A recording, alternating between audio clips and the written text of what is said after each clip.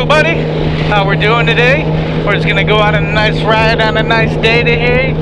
Figured it might be a good time to do a 10,000 mile review on this bad boy because we're getting close. I thought it was actually closer than this. Once again, I thought about going to the dealership, but I don't know.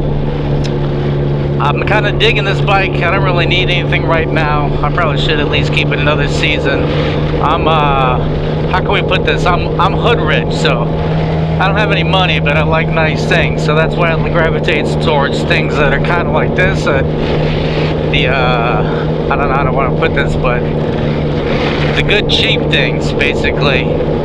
I don't like to find things that are cheap, and I can't afford things that are expensive, but you find that good middle ground of good cheap stuff that will still actually last and whatnot, and get yourself a good deal. So as of this video is kind of, and me, I'm kind of unscripted, so this could be tangent, this could be all over the place. So yeah, like, I know the dealer's doing dealer deals, but it's kind of 45 minutes one way, and half of the ride is very boring and just a straight line. So this is going to be the Benelli TRK 502, not the X version.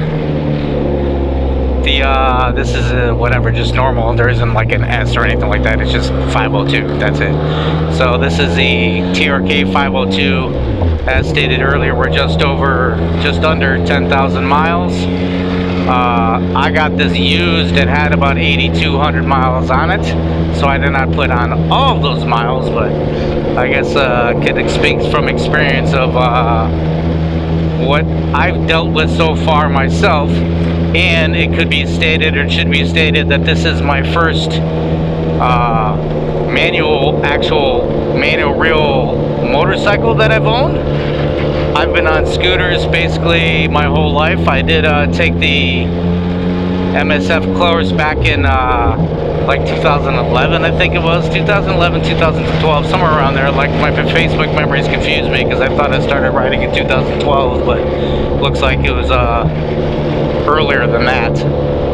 But anyway, so I took the MSF class back in 2011, rode one of their like TW 200 deals, so like I had a manual bike back then, no issue. I've only owned one manual car, a Mustang, and then I was kind of like, I bought the scooter before I even took the MSF class, so then since then I had been on scooters for years, and then had a electric zero motorcycle before this. Whoa. Almost had to make evasive action there, but I think he made it. So, I mean, we just had all scooters before this. I don't know if I was going to go rallying off all the bikes I've had, but I don't guess that's really all that necessary. Like, I had scooters before this. This is my first manual bike, so I guess it could be said that this could be if you're not trying to like go crazy with the throttle, if you have some throttle control under your belt or whatnot for maybe riding a previous dirt bike or anything like that, could be a good starter bike as well. However, it is tall and it is heavy, so that's could be one reason why it should not be a beginner bike. But as far as power wise, it's whatever, like we already stated, 502, so near, horses are close today, near 500cc or something like that. However they normally do it, it's not exactly 500cc, so it's going to be less than that, 478 or whatever's going on like that. I think it's 47 horsepower. So as far as the power is concerned, that's I believe it's 47 horsepower. So that's going to be sweet. So hey, we get another adventure bike going on down here. So 47 horsepower, 500. It's nothing crazy, but it's whatever. It'll move. It's got decent power. It's enough to definitely on your everyday streets and whatnot. I don't know the exact specs of everything. I'm not a spec wizard either. So as far as the seat height, it's around. I'm gonna say 36 inches. I have no idea. I'm 5'8". 32 inch, probably 32 inch inseam here. I can kind of tippy toe it a little bit. I definitely can't flat foot it. Good God. I definitely probably shouldn't even be looking at that, but the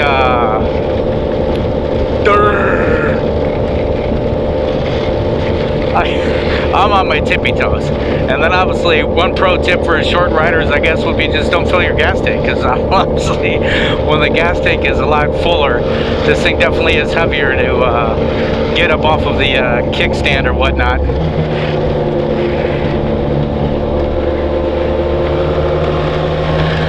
See, harder to pick it up, so the weight could be an issue for a beginner, like, and it's probably would even be better if you were taller than I, but 5'8", it's probably going to be comfortable. Yes, you got your short rider wizards out there, but comfortably you're going to probably want to be my height or higher. I know some people that are taller, like I don't know what the extreme limits of height would be for whatever. Maybe it's like a 5'8" to 6'2" range, and above that then you're gonna have to start doing some wizardry with whatever handlebars or whatever people do. I'm not a tall guy, so I don't have to worry about any of that stuff. We got some traffic today. So we're just under 10,000 miles. It's still running great. I just recently took it to the dealer not too long ago, just for peace of mind. Basically had them change the spark plugs and clean the air filter, whatnot. You got to take the gas tank off with that, so that's why I wanted to have them do that. Kind of clean and lube change every whatever, about 400, 500 miles or something like that. So that's gonna be due here in another couple hundred miles or so. Handles pretty great. This is probably the second best handling bike I've owned, aside from that T-Max scooter. Like, I mean, this might even be better than that. This thing definitely gives you confidence. I don't have any issues trying to, like, being scared to lean this or whatnot. And then it's comfortable position for me. I'm basically upright. Knees aren't bent too much, just kind of straight underneath me. So not too bad. It's got this stock. It would have came with all this the rail and everything here. So nice place to hang your whatever phone or GoPros or I don't know, speaker, drink holder. I don't know what you would hold there. It would have came with these hand guards. Stock, I probably should rotate these up a little bit because it probably isn't really blocking a lot.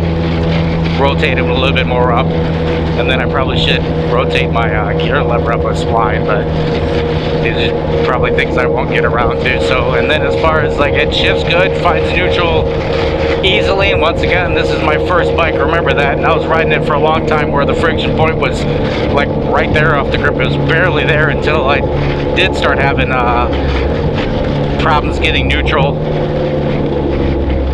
So I looked at the clutch there, and the barrel adjuster was like not even tight, so I adjusted the clutch a little bit. Now it seems to be working a lot better. At first I had to use throttle to creep forward, but now it's kind of,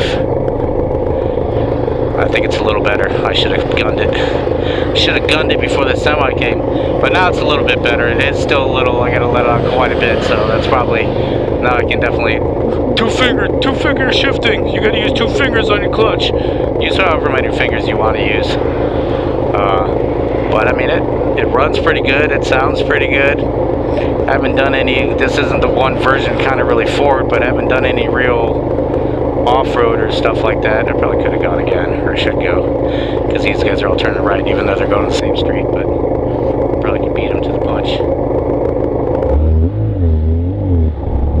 So let's say no, but that is what we're going to do now, because let him fade in there, and then the other guy do whatever he's going to do. The only issue I have with shifting is we may hear it at some point in time throughout this videos or see it on the RPMs is like it jumped up there a little bit. They like that, my RPMs like to jump up a little bit when I can hear it, but I think I might just be paranoid because, I mean, I don't know. It seems like it revs up a little when I go to, I don't know if I'm rolling off too quick or pulling in the clutch just before I'm completely rolled off, or it seems like instead of the revs going down, they spike up. And and I'm not even really sure whether this thing has a slipper clutch at all, so whether I should be rev matching or at all or not during downshifts, I guess I'm clueless on that, whether I should or not with the slipper clutch, because it's supposed to help that a little with your downshifts, but I don't even know whether this thing has a slipper clutch anyway. We're gonna have to go all the way down to second probably. Nah, we can hold it, I think, if this Yahoos would move. Maybe we'll stop somewhere to take a little walk around, but gotta find somewhere nice to do that.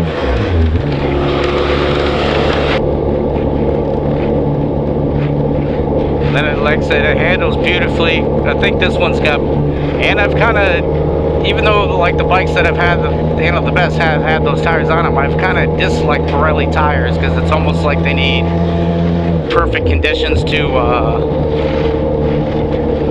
perform good. Like if it's a little bit colder out there, more slippery. If it's wet out, it's a little slippery, yada yada. It's got to be like perfect temperature out for them. But I mean, my T-Max had Pirelli tires on, and that handled pretty, like, I replaced them with the same tires, so like that handled pretty good, like real good.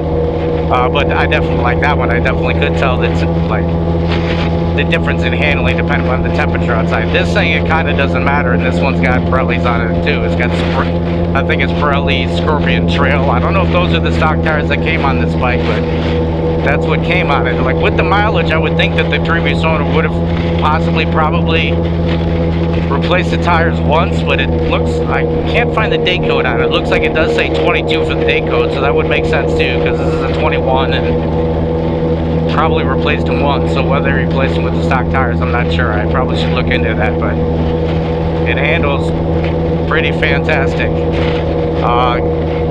Tank wise, I'm not sure. I think it might be 4.3 gallons or somewhere in that range. It's a lot of gas. You can go a couple hundred miles on it probably. It would have came with the crash bars, but not the bags that if we do a walk around Rosé, because that would have been the previous owner to put those on there. I kind of would rather have a trunk. I don't really like those like bags in general, because the way they open, there's just like a clamshell for everything to fall out of there. But it's a nice added feature, because then you can carry a lot of shit.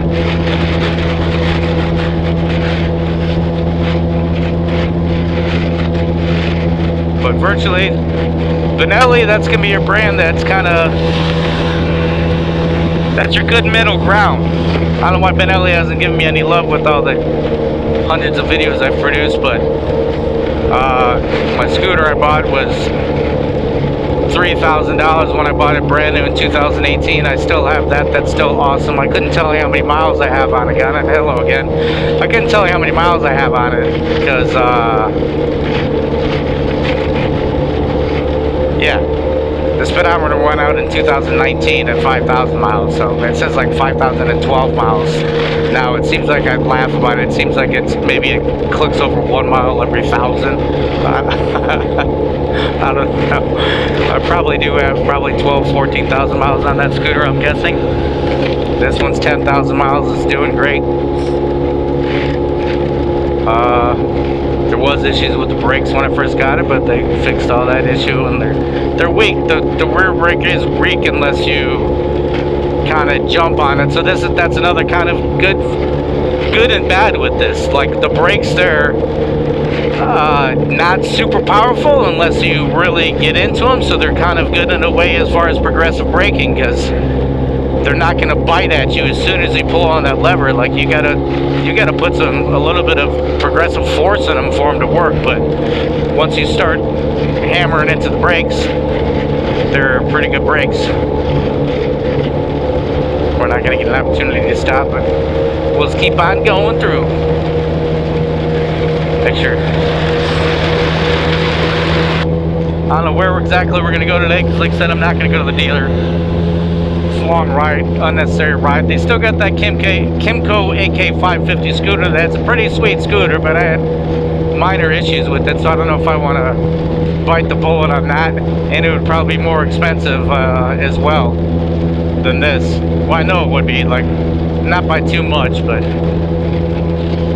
by the time financing rolled around and I need to get stuff that's on the same level or cheaper.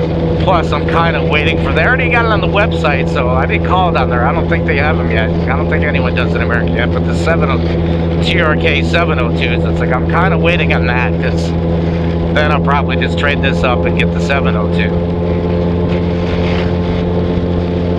Hopefully there's been enough, even though it's new generation, it's not new, well, it would be new generation here. I think it's already been out for a couple of years. Here we go to those bales again if I don't show it in my other video.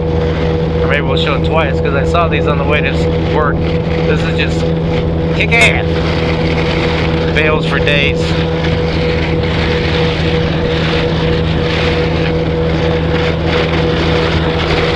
Bales for days. Oh, that's awesome. Hell yeah, bales. That looks fucking cool as fuck.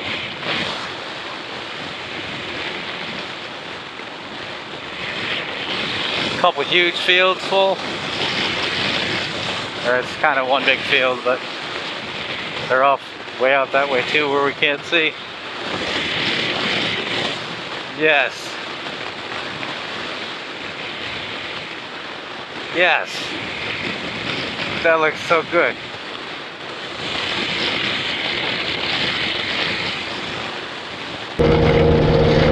6-speed, I know I'm only at 5-speed. I'm kind of reserving that for if I'm really ripping down the road or going down the highway or something like that. I think it seems to like 3,000 to 6,000 RPM. So it's especially difficult on my roads where I'm going like 25, 30 miles an hour, like something like that, depending on what gear you want to be in.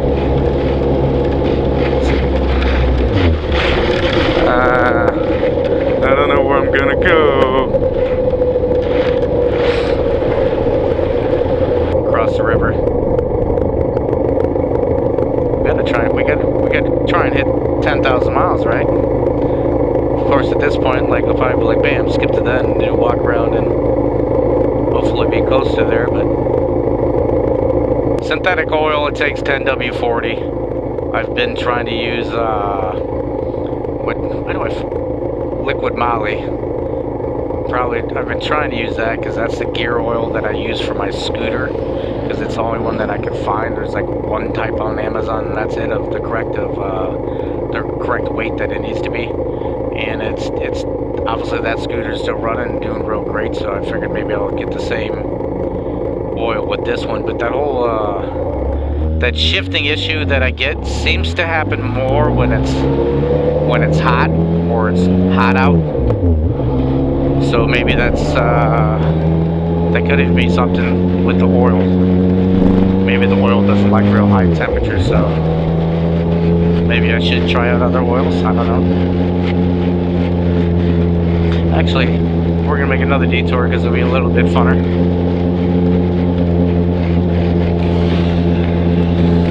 Since I don't necessarily have to stay in the path that I'm going now. Am I gonna go on first? Yep. Yep, we're gonna have to grab first. Can we hold it though? Yes, sir. No foot.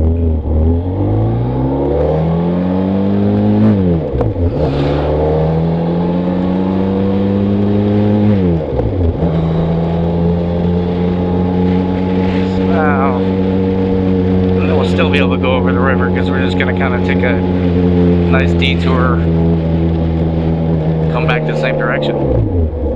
It's a good way to add other miles that I need to pack on to get to 10,000. I don't know if that was going to be too dangerous popping that clutch because I wasn't completely stopped.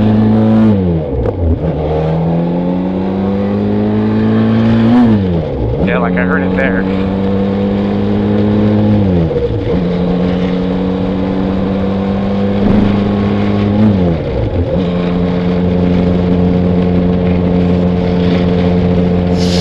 Woods.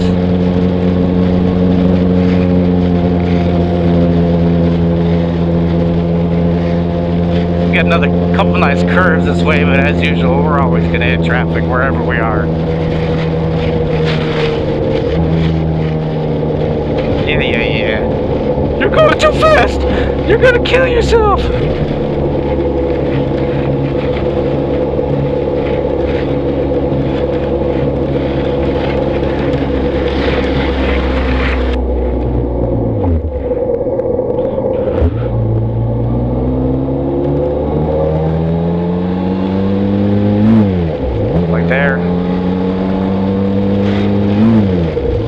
revs up a little.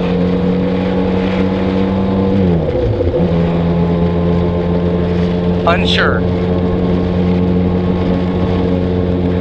But this is, I'd say, brand new. These are under $6,000, so I'd say this has been a fantastic bike, or would be a fantastic bike. Is a fantastic bike, even though it's like, see all these whoops that are banging down on. This thing's pretty fantastic.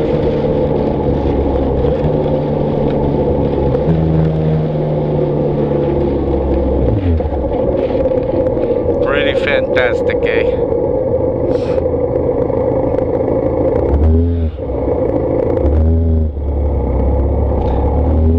Nobody home. Oh.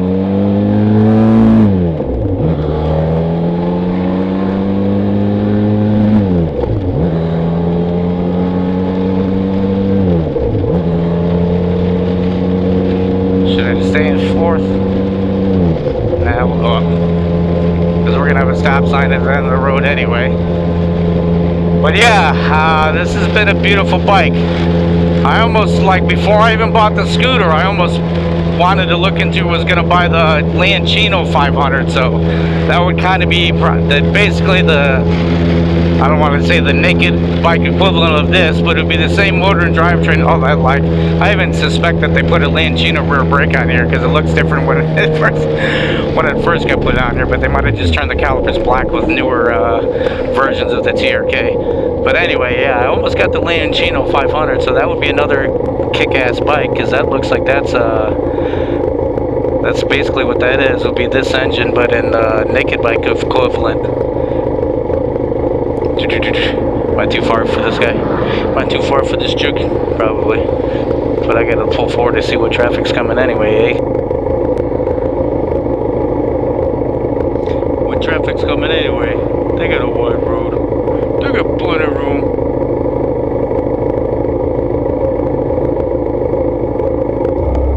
I think we can go.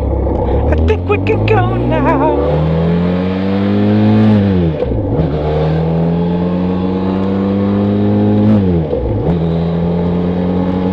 I think the valve clearance on these bikes are supposed to be at 16,000 miles. I just looked at the oil change interval to double check, because I screwed up my little trip meters. I was trying to use one for oil and one for like my chain, but they're both at like the same mileage now, because I must have reset them both. Like, I must have ignored that and reset them, because I figured my next oil change should be at about 12,000 miles. Like, as I did it, whatever, a while ago, but there's 3,000 or 4,000 mile intervals, so, and it said something about 16,000 mile valve clearance. So, reliability wise, I've had the Zaffarano scooter for, what, going on 6 years now. Still, I trusted more than this one because I'm new to this one. But it's been pretty fantastic, and so far I'm really digging this bike. That's why I've got the itch to go down to the dealership, and they're doing deals, but I'm kind of really digging this bike. But Benelli hasn't shown me any love for probably his 200 videos between the two.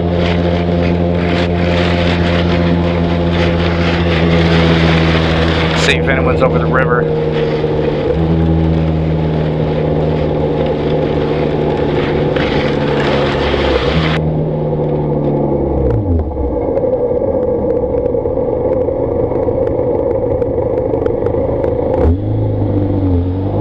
And then I don't know where we're gonna go from here, so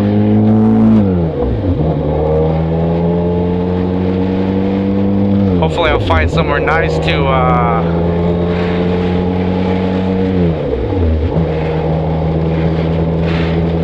maybe do a walk around. Oh yeah, speed limit is slow, so I don't need to be ripping.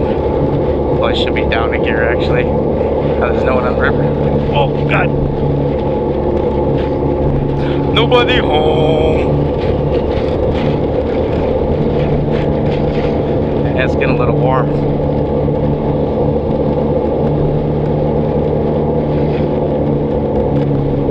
Getting a little warm, hey.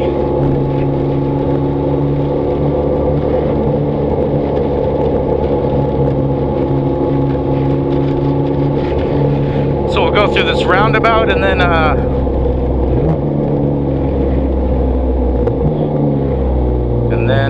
probably hopefully meet you somewhere to do a walk around and be closer to 10,000 miles. I don't think I'm definitely not going to be all the way there where I'm kind of have this semi give going, but cut to the walk around.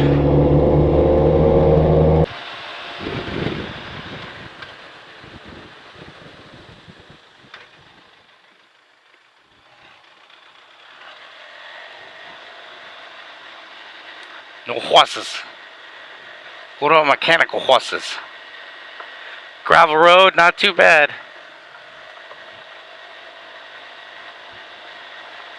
I'm still a little nervous, but handle's pretty decent, or not too bad at all. What's up, baby? We're just sliding a little.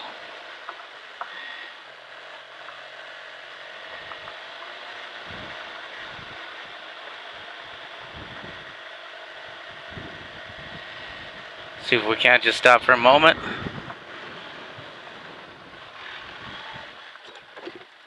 Ooh.